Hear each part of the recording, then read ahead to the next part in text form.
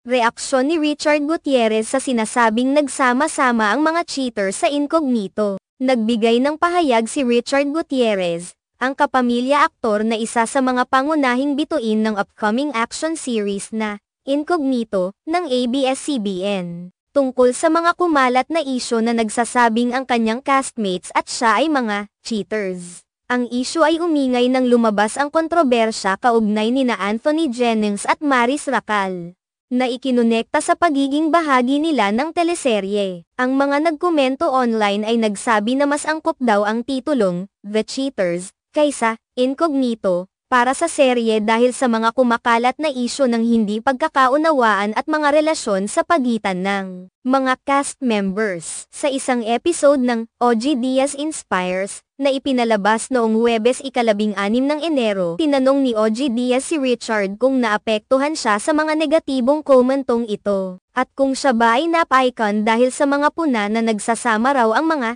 cheaters sa kanilang teleserye. Agad na sumagot si Richard at sinabi, hindi naman nila alam ang bawat kwento ng nangyari. Gusto lang nilang mag-trending. Naiintindihan ko naman na yung mga tao ngayon very active sa social media, pero sana syempre ingatan din nila yung mga words nila. Yung mga sinasabi nila, ipinahayag ng aktor na sa kabila ng mga ganitong komento, nauunawaan niya na ang iba ay nakatutok lamang sa paghahanap ng pansin online at hindi nila alam ang buong kwento sa likod ng mga issue. Sinabi niya na, bagamat aktibo ang mga tao sa social media, ang mga salitang ginagamit nila ay dapat ingatan, lalo na kung hindi naman nila lubos na nauunawaan ang mga sitwasyon. Dagdag pa ni Richard, pero ako honestly, hindi ko na rin masyadong pinapansin o pinapaapekto sa akin yung mga ganun. Kasi yung mga taong kilala ko, yung pamilya ko, yung kaibigan ko, alam naman talaga nila yung totoo. Ipinakita ng aktor ang kanyang maturity sa pag-handle ng mga kontrobersya at sinabi niyang hindi siya masyadong naapektuhan sa mga negatibong komento. Ang mga tao na talagang nakakakilala sa kanya at sa kanyang mga mahal sa buhay ay alam ang tunay na kwento at hindi siya pinapaligaya ng mga maling paratang. Matatandaan na si Richard Gutierrez ay nasangkot sa isang isyu ng pagdaraya matapos siyang may link kay Barbie Imperial, kasunod ng hiwalayan nila ng misis niyang si Sara Labati.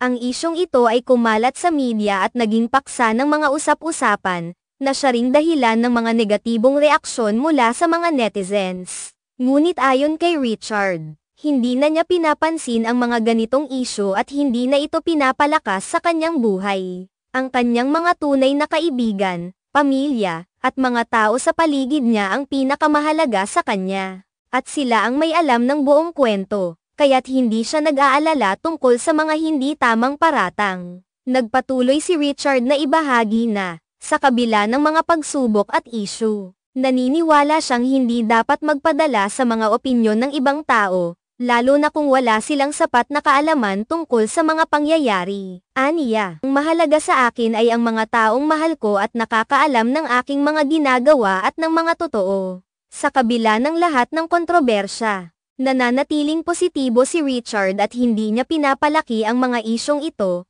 kaya't patuloy niyang isinusulong ang kanyang karera at ang kanyang mga proyekto. Kasama na ang Incognito, na labis niyang ikinatutuwa.